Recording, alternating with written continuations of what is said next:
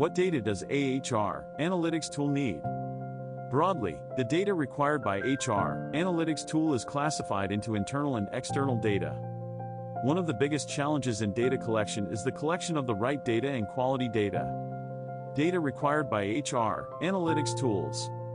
Internal data. Disciplinary action taken against an employee. Employee tenure. Employee compensation. Employee training records.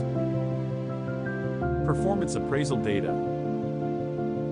Reporting structure.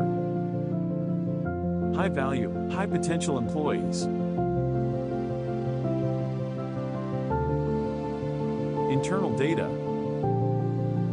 Company financial data. Organization and specific data. Passive data from employees. Historical data.